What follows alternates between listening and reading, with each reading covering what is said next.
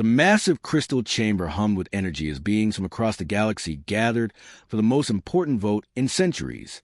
Ambassador Kethvar floated above his seat, his blue skin shimmering under the artificial lights. Around him, creatures of every shape and size filled the enormous room. Some had scales, others had fur, and a few looked like walking trees. But they all had one thing in common. They were angry. In the center of the chamber, holographic images flickered to life. They showed green planets covered with strange buildings, ships moving between stars, and busy spaceports filled with different alien species, working together. These were human colonies, and they were spreading fast. "Look at this," growled Counselor Thek, his 6 arms waving at the display. "The humans have built 43 new settlements in just 2 years. They ignore our borders. They ignore our laws." The other council members nodded and made angry sounds. Some clicked their claws. Others hissed through their breathing tubes. The humans had become a problem. That would not go away. Prime Counselor Vex stood tall on his powerful legs. His voice echoed through the chamber like thunder. "For 3,000 years, we have kept peace in this galaxy. We decide which species can travel between stars. We decide who gets advanced technology. We decide who can settle new worlds. This system works because we control it." More angry sounds filled the room. Everyone knew the rules. Young species stayed on their home planets until the Council said they were ready. They traded only with Council-approved partners. They used only Council-approved technology. This kept everyone safe and prevented wars. But humans were different. They had appeared in space only 200 years ago, which made them babies compared to most Council species. Yet they acted like they owned the galaxy. "Show them the worst part," demanded Counselor Zira, her tentacles curling with anger. The hologram changed to show a classroom. Human teachers stood in front of alien students, showing them complex mathematics and engineering. The students were from the Kalari system, a species the Council had marked as not ready for advanced knowledge. "They are teaching primitive species how to build starships," Vex announced. "They share medical technology that took us thousands of years to develop. They give away secrets that should be earned through centuries of service to the Council." The chamber erupted in chaos. Some beings roared. Others made high-pitched screaming sounds. A few slammed their appendages on their seats, so hard that the crystal floor shook. But the images kept coming. Humans working alongside Thromian miners, teaching them new techniques. Human doctors saving lives on planets where disease had killed millions. Human engineers helping to build clean energy systems on polluted worlds. "They make friends everywhere they go," spat Counselor Nim, his scales turning bright red with anger. Species that have served the Council for hundreds of years now ask why they cannot have the same freedoms as humans. This was the real problem. The Council system worked because most species accepted their place in the hierarchy. The old species had earned their privileges through loyalty and service.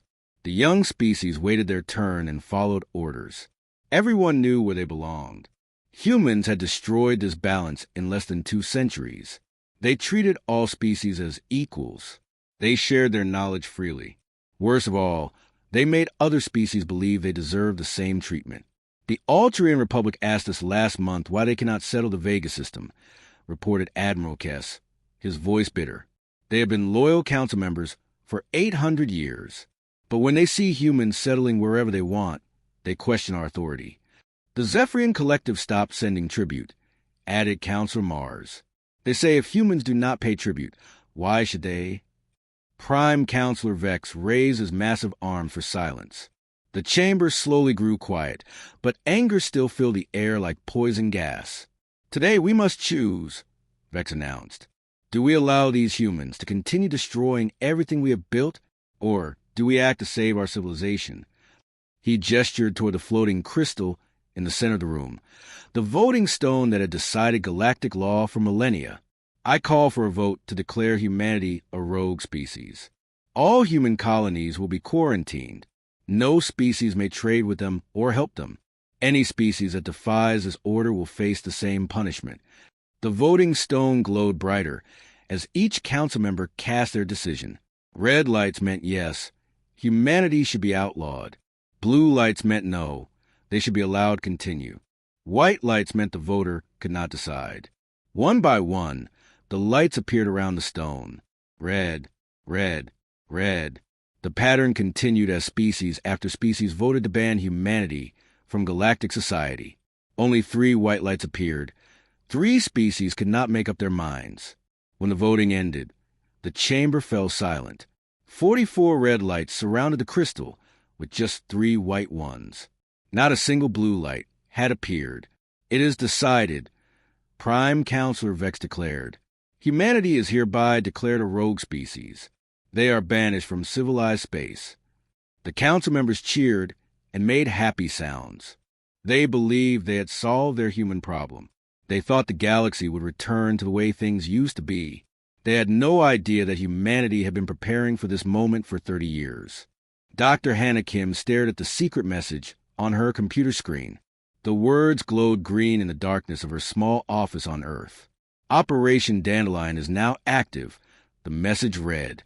She had been waiting 30 years to see those words.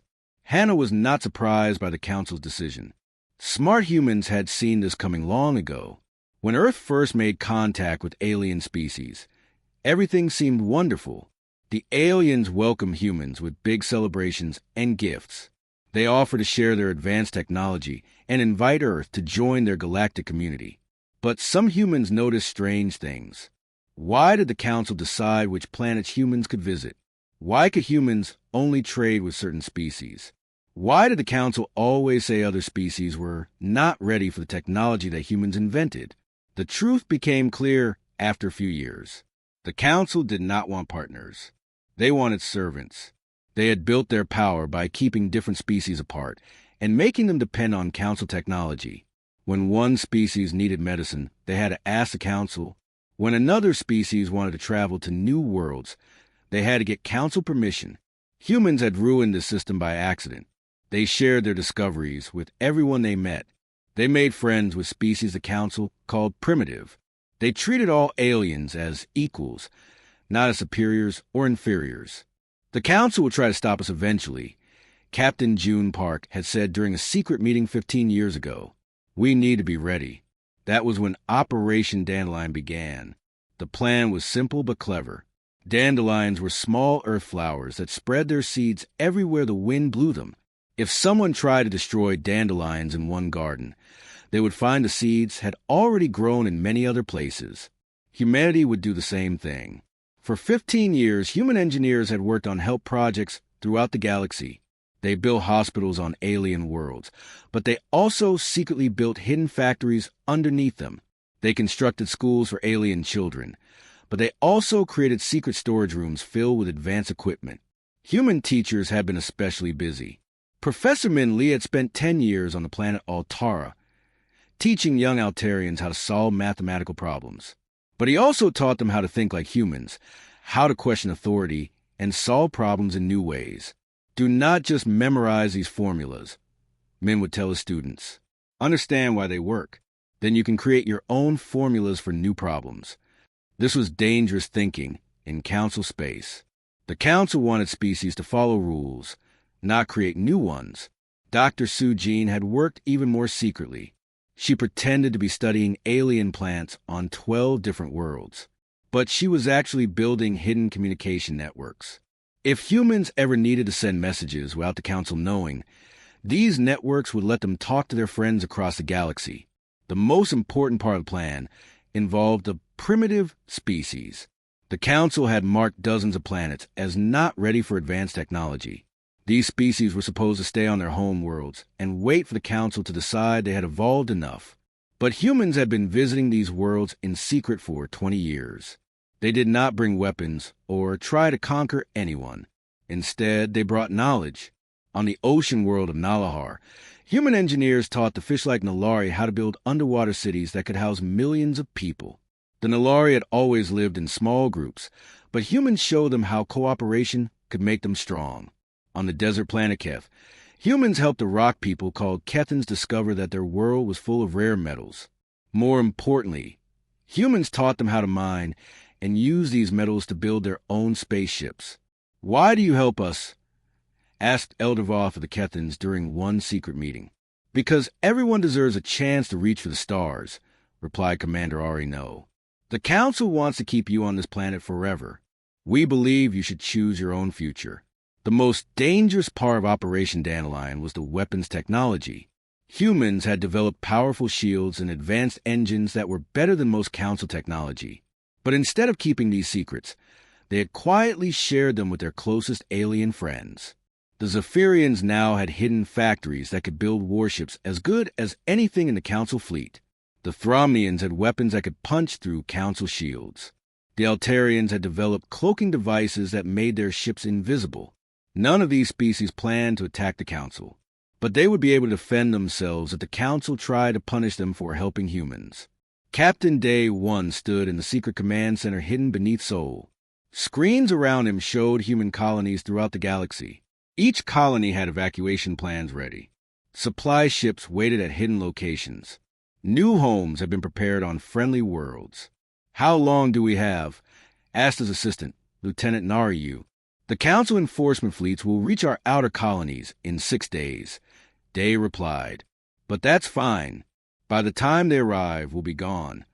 "Gone where?" Day smiled. "Everywhere." The Council thought they were destroying humanity by outlawing them. They did not realize they were about to scatter human knowledge and human ideas across every corner of the galaxy. Like dandelion seeds on the wind, humans would take root in places the Council never expected. And once planted, human ideas were very hard to kill. The Council enforcement fleet arrived at New Terra Colony exactly 6 days after the ban was announced.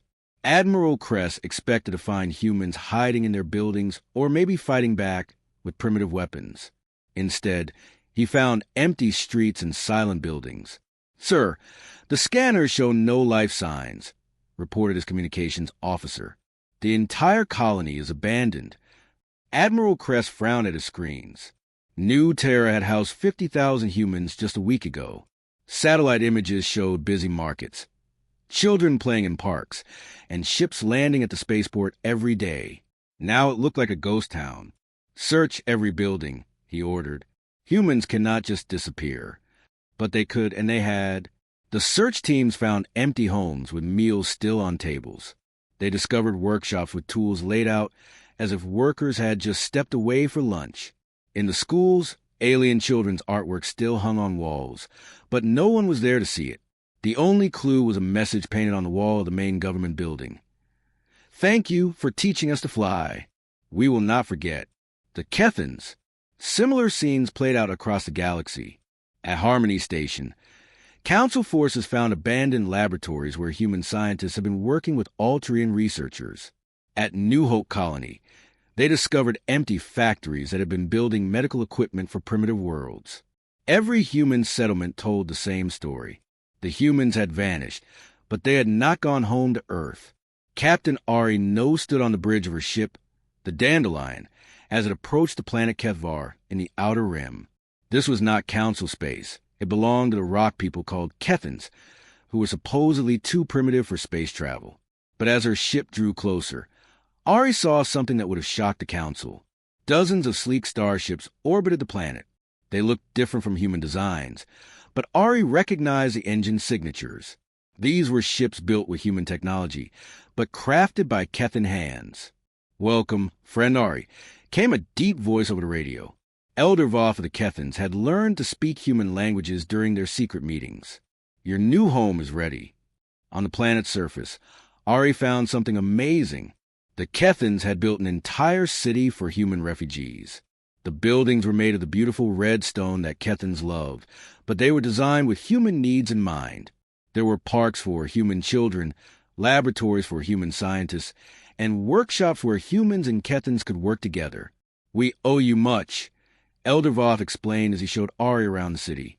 "For centuries, the Council told us we were not smart enough as stars. You showed us this was a lie. Now we build our own ships and choose our own destiny." The same thing was happening on worlds across the galaxy.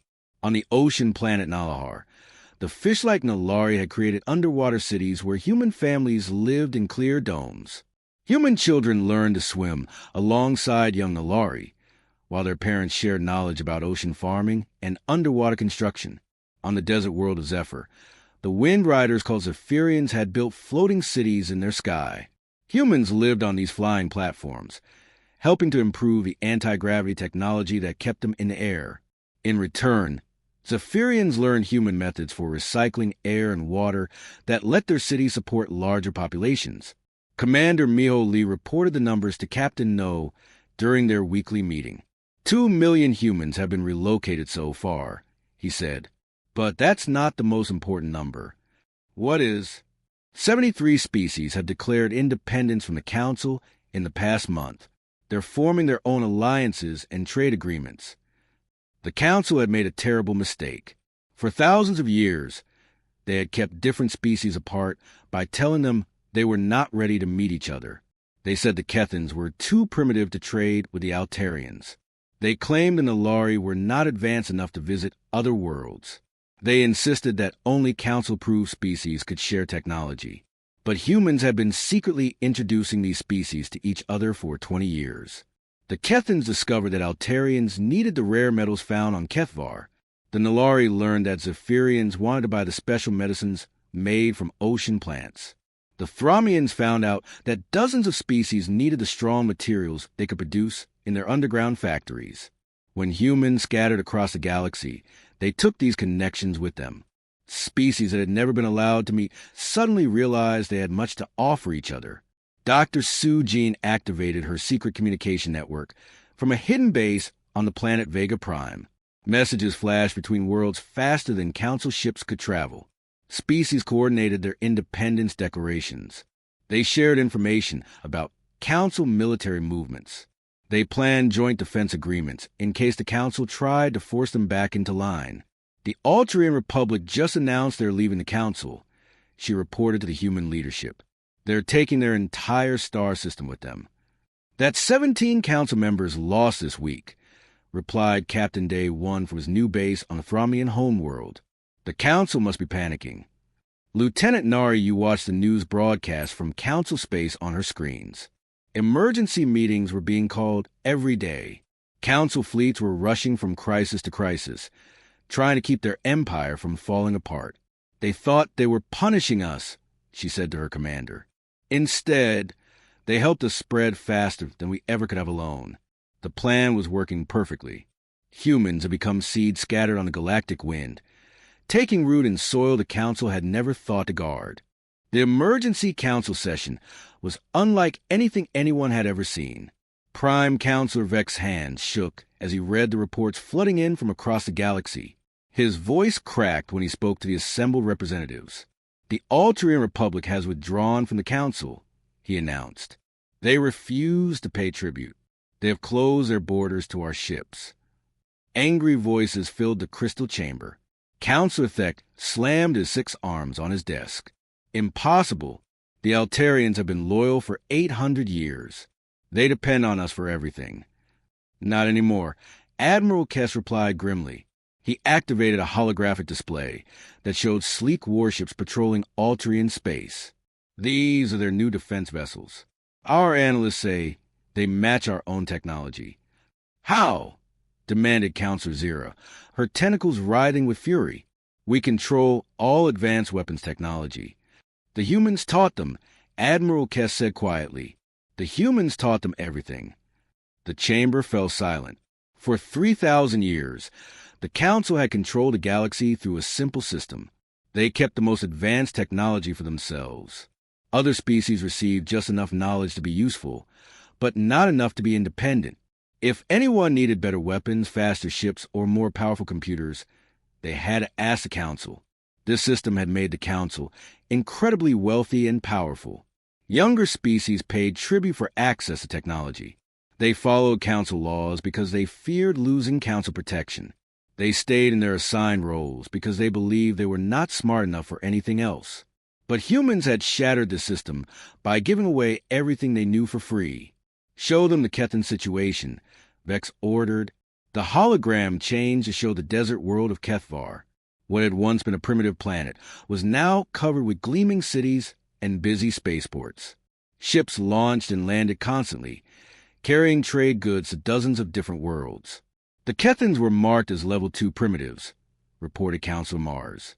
They were supposed to remain on their homeworld for at least another 1,000 years. Now they have a space navy.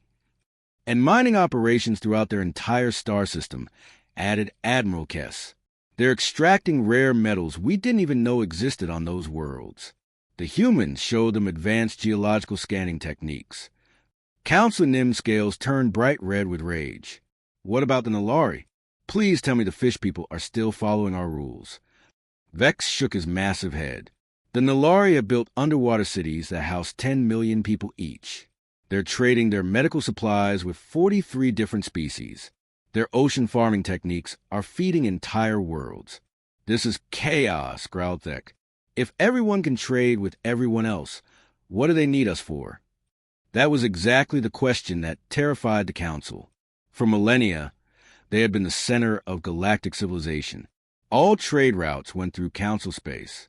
All important decisions were made in Council chambers. All advanced knowledge came from Council libraries.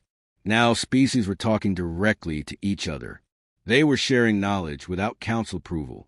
They were building their own trade networks and defense alliances. Worst of all, they were solving problems that the Council had claimed were impossible to solve. Dr. Sue Jean sat in her hidden laboratory on Vega Prime, watching the news broadcast from Council space. She smiled as she prepared another data transmission.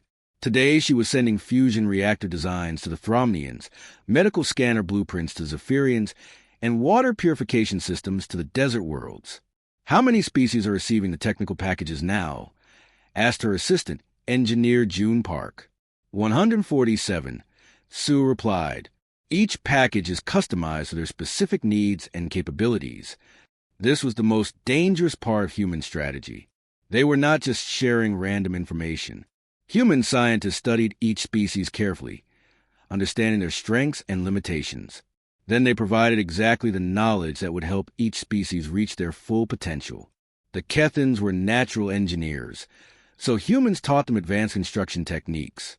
The Nalari understood biology better than anyone, so humans showed them genetic medicine and biocomputers. The Zephyrians were masters of energy manipulation, so humans helped them develop better power systems. Each species became stronger in their own unique way. More importantly, they learned to value knowledge and cooperation above blind obedience to authority. Captain Day 1 received a priority message on his command ship hidden in Thromnian space. The message was from Earth, and it contained remarkable news. Sir, reported Lieutenant Nariu, 26 more Council species have declared independence this week. The Council now controls less than half the galaxy. What about their military response? Day asked. They're spread too thin. Every time they send fleets to force one species back into line, 3 others rebel. They can't fight everyone at once. This was the beauty of Operation Dandelion. The Council had built their empire by keeping species isolated and dependent. But once those species started working together, they became stronger than the Council could handle. The Altarians had the best shields. The Kethans had the strongest weapons. The Nalari had the most advanced medical technology. The Zephyrians had the fastest ships. When these species shared their knowledge with each other, they created military forces that could stand against anyone. On the Council homeworld, Prime Counselor Vex stared at the strategic displays in his war room. Red zones marked rebel territories. Yellow zones showed planets that were threatening to leave. Only small patches of green remained loyal to the Council. How did this happen so quickly? He asked his advisors. The humans planted seeds everywhere, replied his intelligence chief. Every colony they built, every school they opened, every friendship they made, all became a point where their ideas could spread. Vex realized the terrible truth. The Council had not been fighting a war against human ships or human soldiers. They had been fighting a war against human ideas, and ideas once released were impossible to destroy. The wildfire had begun, and it was spreading faster than anyone could stop it. 5 years had passed since the Council banned humanity from the galaxy. Ambassador Veldar floated alone in the once great Council chamber, staring at rows of empty seats. The crystal walls that used to hum with power now felt cold and lifeless. Only 12 species remained loyal to the Council, and most of them were having second thoughts. Outside the ancient windows, space looked very different. Where Council patrol ships once enforced galactic law, new vessels from dozens of species traveled freely between worlds. Trade routes that had existed for thousands of years were abandoned as species found better, faster paths to their destinations. Veldar activated his communication device and tried to contact the Altarian Republic. Maybe he could convince them to return to the Council. The response came quickly, but it was not what he wanted to hear. "The Free Species Alliance respectfully declines your invitation," said the Altarian representative. "We are no longer interested in the old ways of doing things." The Free Species Alliance. That name made Veldar's skin change to an angry purple color. What had started as scattered human refugees hiding on primitive worlds had grown into the largest political organization in galactic history. Over 300 species had joined the alliance, and new members applied every week. On New Geneva Station, Dr. Hannah Kim stood before the Alliance Assembly. At 78 years old, she moved slowly, but her mind was still sharp. Around her sat representatives from species that the Council had once called primitive, backward, or not ready for civilization. Elder Voth of the Kethans had traveled here in a starship his people built themselves. Depth Singer Coral of the Nalari wore a water suit that let her survive outside her ocean world. Wind Dancer Zara of the Zephyrians had descended from her floating city to join this historic meeting. "When I was young," Hannah said, "humans thought we were alone in the universe. When we discovered we were not alone, we hoped to find friends among the stars. The Council tried to make us servants instead. Today, we have found something better than friendship. We have found family." The assembly chamber erupted in sounds of agreement. Some species clapped their hands. Others clicked their claws or hummed with their breathing tubes. A few stamped their feet so hard that the station's floor vibrated. Captain Nariyu watched from the observation deck above. She commanded a joint defense fleet made up of ships from 17 different species. Human engineering, Kethan weapons, Nalari shields, and Zephyrian engines had created vessels more advanced than anything the Council possessed. But the Alliance's real strength was not in its military power. It was in its ideas. "Look at this," Captain Day 1 said, pointing to a holographic display. "The Thromians just developed a new mining technique that works 3 times faster than old methods. Instead of keeping it secret, they're sharing the plans with everyone. The Nalari discovered a cure for plasma fever last month," added Lieutenant Miho Lee. "They sent the medicine to every world that needed it for free." This was what made the Alliance different from the Council. The Council had hoarded knowledge to maintain power. The Alliance shared knowledge to solve problems. When one species faced a challenge, dozens of others offered to help. On the desert world of Kethvar, human children played with young Kethans in parks made of beautiful red stone. They attended schools where human teachers and Kethan elders worked together to educate the next generation. These children would grow up believing that cooperation between species was normal and natural. On the ocean world Nalahar, human families lived in underwater cities alongside the Nalari. Human and Nalari scientists had developed new types of sea plants that could feed millions of people. They shared their discoveries with agricultural worlds across the galaxy.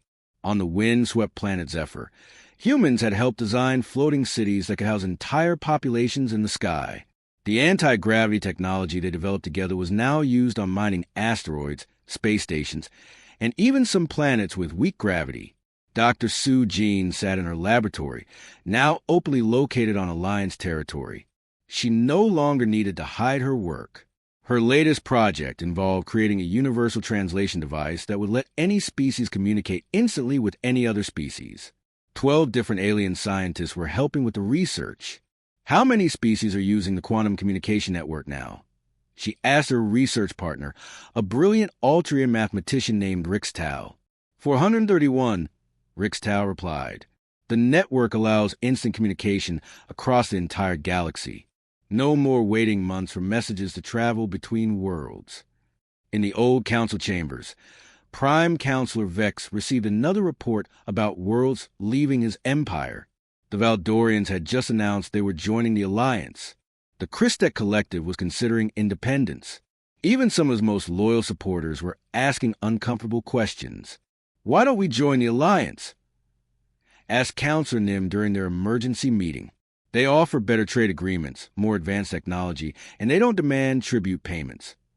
Because we are the Council, Vex roared. We have ruled this galaxy for 3,000 years. And look where it has brought us, Nim replied quietly. 12 members left, and our empire is dying. Outside Council space, the Alliance continued to grow. New colonies were founded every month. Scientific discoveries were shared freely. Art, music, and literature from hundreds of different cultures mixed and blended to create new forms of beauty. Ambassador Ari No, now representing humanity in the Alliance government, smiled as she read the latest reports. Children born in Alliance territory would grow up in a galaxy where knowledge belonged to everyone, where cooperation was valued above control, and where every species had a voice in their own destiny. The Council had tried to destroy humanity by scattering them across the stars. Instead, they had planted the seeds of a better future in every corner of the galaxy.